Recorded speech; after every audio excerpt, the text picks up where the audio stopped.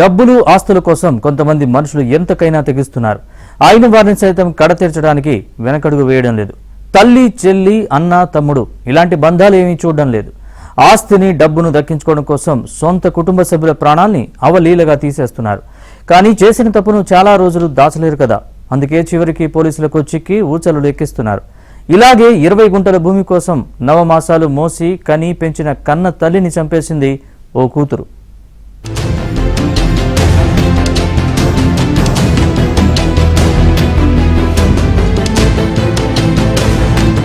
ఓ కూతురు కన్న తల్లినే కడతీర్చిన ఘటన సిద్దిపేట జిల్లాలో చోటు చేసుకుంది. తల్లిని హత్య చేసి తల్లి కాలును కత్తితో కోసి కాలికి ఉన్న వెండి కడియాలు కాజేసింది ఆ కూతురు. మీనాజీపేటకు చెందిన బాలామణికి లావణ్య, నవనీత అనే 2 కూతుర్లు. పెద్ద కూతురు లావణ్యకు బొల్లారంకు చెందిన భిక్షపతితో 8 ఏళ్ల క్రితం వివాహమైంది. చిన్న కూతురు నవనీతకు మీనాజీపేటకే చెందిన మధుతో పెళ్లైంది. మధుకు రక్త సంబంధీకులు ఎవరూ లేకపోవడంతో నవనీత దంపతులు తల్లి బాలామణితో కలిసే ఉంటున్నారు.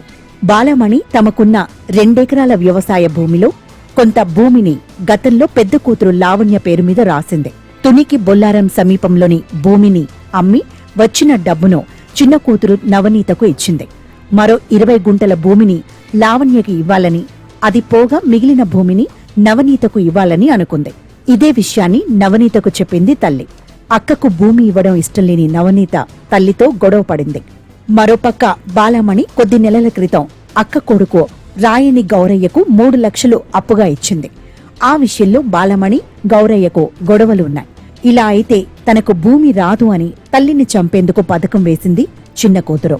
తల్లి బతికుంటే మిగతా 20 గుంటల భూమి అక్కకు వెళ్లిపోతుందని భావించిన చిన్న కూతురు నవనీత ఎలాగైనా తల్లి అడ్డు తొలగించుకునేందుకు నిర్ణయించుకుంది.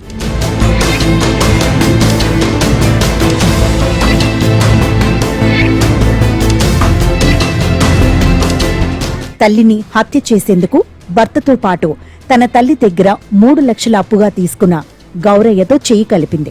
తమకు సహకరిస్తే 3 లక్షలు తిరిగి ఇవ్వాల్సిన అవసరం లేదని చెప్పి గౌరయ్యను ఒప్పించింది. అక్టోబర్ 10 రాత్రి నవనీత, ఆమె భర్త మధు, గౌరయ్య ఇంట్లోకి ప్రవేశించారు. నిద్రలో ఉన్న బాలమణి కదలకుండా కాళ్లు చేతులు పట్టుకుని ముక్కు నోరు మూసి గొంతు నుల్లిమి చంపేశారు.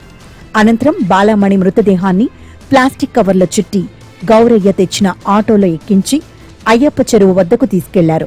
అక్కడ తొలుత బాలమణి కాళ్లకు ఉన్న వెండి కడియాలు తీసుకున్నారు. ఇక ఎడమ కాలికి ఉన్న కడియం రాకపోవడంతో కత్తితో ఆ కాలును 2గా కోసి మరీ కడియాన్ని తీసుకున్నారు. ఆ తర్వాత మృతదేహాన్ని చెరువులో పారేశారు. అనంతరం తల్లి కనిపించడం లేదంటూ పోలీస్ స్టేషన్లో నవనీత ఫిర్యాదు చేయగా పోలీసులు మిస్సింగ్ కేసు నమోదు చేశారు. శనివారం చెరువులో కుళ్లిపోయిన స్థితిలో ఓ మృతదేహం లభించగా అది బాలామణి మృతదేహమేనని, ఆమె హత్యకు గురైందని పోలీసులు గుర్తించారు. నవనీత, లావణ్యను పోలీసులు విచారించగా నవనీత చేసిన ఘోరాన్ని బయటపెట్టింది. దీంతో నవనీత, ఆమె భర్త మధు, వారికి సహకరించిన గౌరయ్యను పోలీసులు అరెస్ట్ చేశారు.